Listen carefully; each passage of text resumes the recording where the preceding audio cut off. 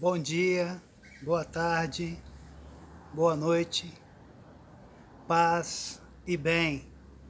Meu nome é Emerson Sbardelotti e nós continuamos aqui todas as segundas-feiras no Paz e Bem, falando, debatendo, explicando, refletindo sobre Medellín. Memória, profetismo e esperança na América Latina. Falamos sobre o contexto histórico nas últimas 3 segundas-feiras passadas, desculpa, e hoje vamos falar de um texto escrito pelo Rafael Rodrigues da Silva, meu querido amigo, professor de Bíblia, e atualmente na direção nacional do Centro Ecumênico de Estudos Bíblicos. Então, Rafael escreve sobre Medellín e a leitura da Bíblia. Na segunda metade do século passado, as igrejas cristãs do Brasil e da América Latina foram marcadas por um vento novo que soprou e entrou por suas janelas. E desde então, as igrejas cristãs e a teologia subjacente a esse novo ardor missionário e comprometido marcou um novo jeito de se achegar às Escrituras. Certamente, nesse caminhar com os oprimidos e com uma leitura engajada da Bíblia, teve avanços, recuos e muitos enfrentamentos e debates. Esse vento novo que balançou as igrejas, a meu ver, é marcado por 2 movimentos dentro das igrejas. O primeiro movimento se dá no âmbito das igrejas protestantes históricas, provocada a redimensionar sua missão e sua eclesiologia, e o segundo é o adornamento na Igreja Católica, com o Concílio Ecumênico Vaticano II.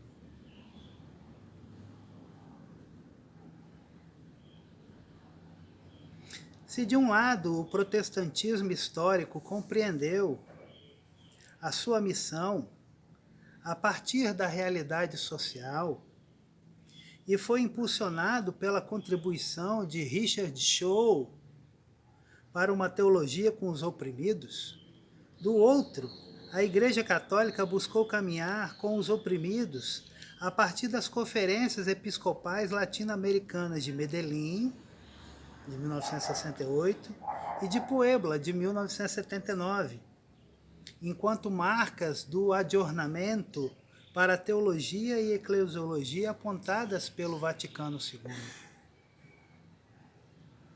Nesses mais de 50 anos da Conferência de Medellín, é importante olhar para o processo que esteve em seu nascedouro, o resgate da força social do Evangelho e das comunidades cristãs como fermento de uma sociedade justa e fraterna, bem como refletir os desafios que foram enfrentados juntos com os frutos que colhemos no âmbito da leitura da Bíblia. A leitura da Bíblia, a partir das condições sociais, desde os anos de 1950, e a irrupção dos pobres na igreja depois de Medellín, são dimensões imprescindíveis nesta celebração. Pensar esta memória para a caminhada da igreja comprometida com os pobres e o anúncio do Evangelho nos remete à fala de Milton Schwantz na abertura do vídeo de entrevistas produzido por Faustino Teixeira pelo Iser Assessoria, Bíblia, Deus Vivo. Abre aspas. Este é um fenômeno em nossas igrejas. que a nova leitura da Bíblia na América Latina representa um grande desafio. A Bíblia sempre foi um livro muito importante em muitos momentos da história. Ela desafiou a igreja. Neste momento, a Bíblia revigora essa sua presença a partir de perguntas novas. E uma delas é que há um novo sujeito histórico lendo a Bíblia na América Latina. São os empobrecidos. O novo desafio é que a Bíblia hoje é um livro das igrejas e não de uma igreja. Ela traz uma contribuição importante para a unidade das igrejas. A Bíblia hoje é lida a partir das experiências do povo, as experiências das praças e das casas. Qual é a contribuição da leitura da Bíblia na constituição do novo cidadão latino-americano? Por certo, há novos enfoques que hoje estão sendo trazidos à tona na América Latina. Fecha aspas. Então, nessa introdução do Rafael Rodrigues da Silva, a gente vê claramente que a Bíblia, para ser um livro transformador, ela precisa estar justamente na mão do protagonista, que é a pessoa empobrecida. É ela que transforma o seu viver. A teologia vem em segundo lugar, é o que acompanha. Eu me lembro das primeiras vezes que eu estive com o Frei Carlos Messers, há muitos anos atrás, que ele dizia que Deus havia escrito 2 livros. O primeiro livro foi a nossa vida. O primeiro livro que Deus escreveu foi a nossa vida. E o segundo livro foi a Bíblia. O primeiro livro Deus escreveu a partir do seu próprio coração, do seu amor infinito, da sua imensa sabedoria. E a Bíblia, ele nos dá esse conhecimento, essa sabedoria, e nós, pautados no dia a dia de nossas ações, de nossas atividades, de nossas alegrias e tristezas, nós fomos escrevendo o segundo livro, a Bíblia. A Bíblia é um livro transformador porque não está presa ao tempo. Ela faz do tempo a sua testemunha. A Bíblia faz do tempo o seu laboratório para que nós sejamos mulheres e homens novos. Mas Deus escreveu primeiro a vida. Por isso, nós somos, desde os nossos batismos, defensores da vida. Não podemos ser diferentes. Precisamos sempre defender a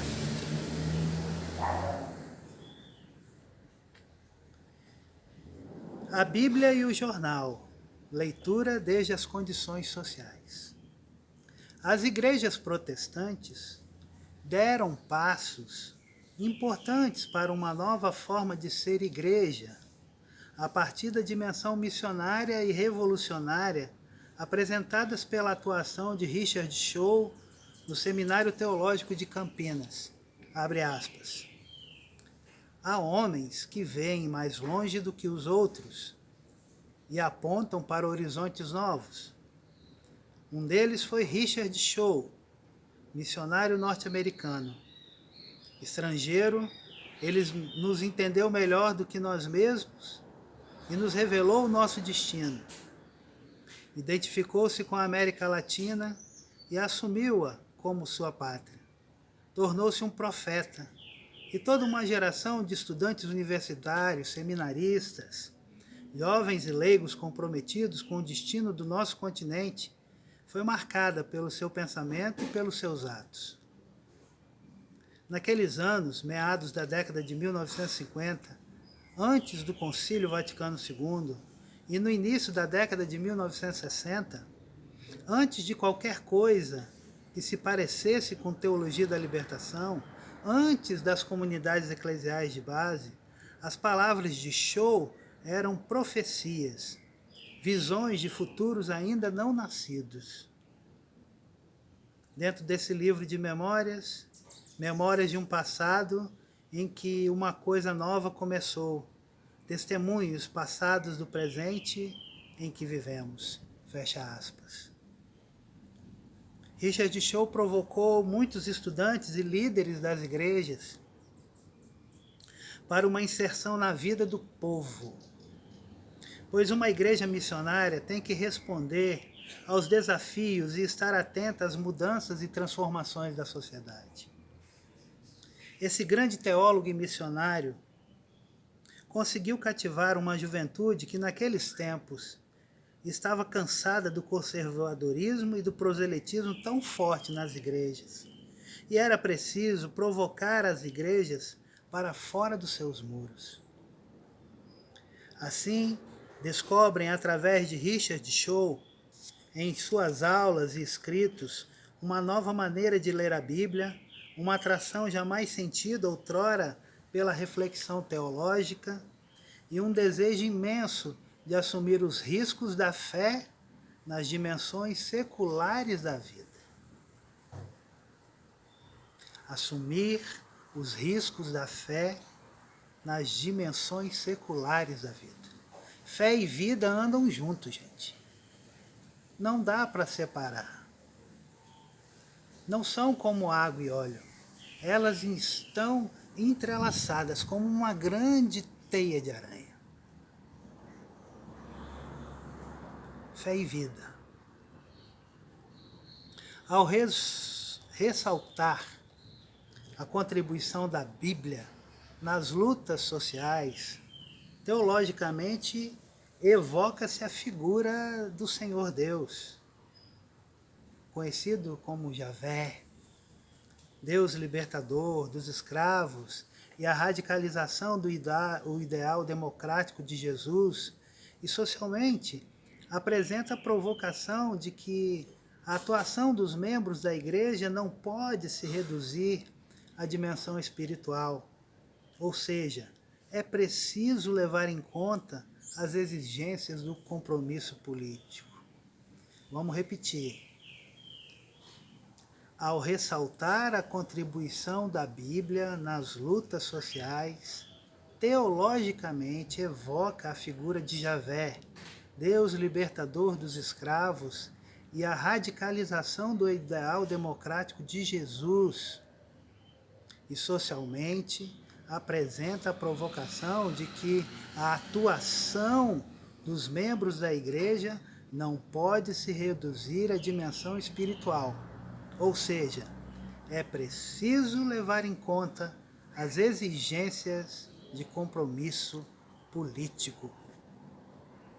E nada melhor do que falar desse compromisso político quando você assistir um vídeo do Movimento Nacional Fé e Política. Movimento que está aí há 35 anos trabalhando as dimensões da fé e as dimensões da política como transformação para toda a vida. Abre aspas. Se lemos a Bíblia sem ideias pré-concebidas, dispostos a permitir que ela nos oriente, fica claro que o Deus da Bíblia está atuando politicamente na história em todo o tempo. Se seguimos o que ele manda, teremos que fazer o mesmo. Podemos dizer ainda mais: nosso Deus revela-se através das ações de caráter político. Ele dá início a seu povo escolhido através de uma rebelião de escravos. Ele é o líder desse povo numa insurreição. A vida de seu Filho, Jesus Cristo, é tal que ele é atacado fortemente pelos líderes religiosos e políticos de seu tempo, denunciado como subversivo e condenado à morte. E como já temos assinalado, a vinda do Espírito Santo levou todos os crentes a organizarem a sua vida comunitária de uma forma que hoje teríamos que chamar socialista. Para Jesus, somos chamados a fazer de nossas vidas uma expressão dinâmica e total de amor. Porém, se realmente amamos aos que estão morrendo de fome, poderemos estar satisfeitos dando um pouco de comida a alguns povos? Ou teremos a responsabilidade de lutar para organizar a vida econômica de tal forma que não haja famintos? Se amamos os oprimidos, as vítimas da exploração e da justiça, basta orar por eles? Ou teremos de lutar para mudar as estruturas da sociedade a fim de que não haja tais injustiças? Há outra coisa, que para mim é mais sério. Se pensamos que não devemos entrar nas lutas sociais e políticas, não é porque tenham lido isto na Bíblia, é porque muitos líderes dos movimentos evangélicos nos têm ensinado essa atitude.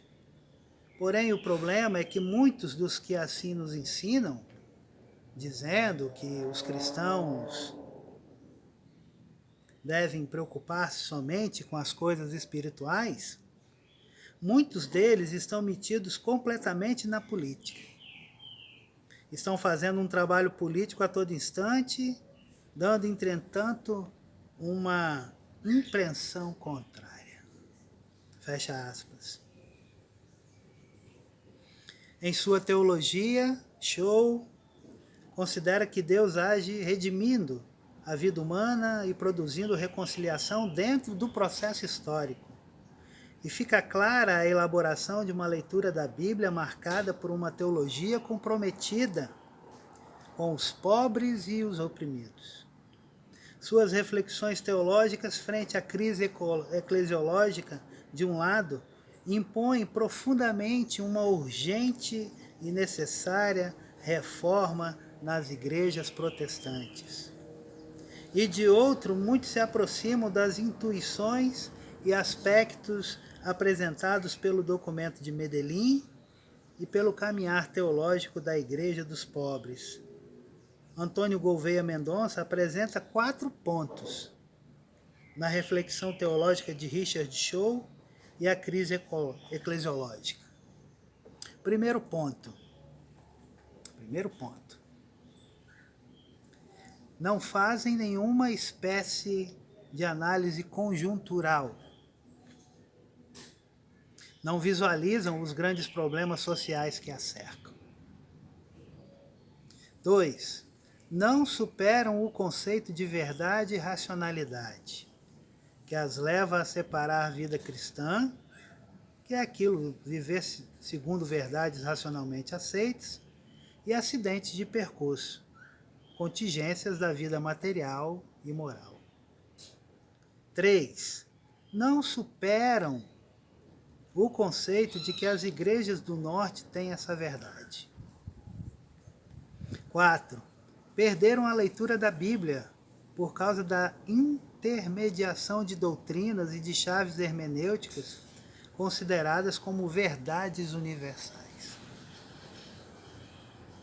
Então, Antônio Mendonça ressalta, faz-se necessário que as igrejas se habituem a fazer análise conjuntural e se coloquem em sintonia com o mundo, que haja liberdade e profundidade nos estudos bíblicos e uma renovação na educação teológica com ênfase nos estudos bíblicos sem anteparos ideológicos, no estudo da história do pensamento cristão, sem perder de vista o contexto em que surgiram as grandes correntes e na elaboração de uma pastoral que sugere a consolação em favor da utopia do reino. Na próxima segunda-feira nós vamos conversar um pouquinho sobre o sujeito histórico da leitura da Bíblia a partir de Medellín. Você que ainda não tem esse livro, procure comprar. Eu organizei junto com Neide Souza, Medellín, Memória, Profetismo e Esperança na América Latina. Para você entender as bases da teologia da libertação, é preciso entender Medellín. Espero vocês na próxima segunda-feira. Que o Deus da vida abençoe a você, toda a sua família. Um grande beijo, um grande abraço. Paz e bem, vida longa e próspera.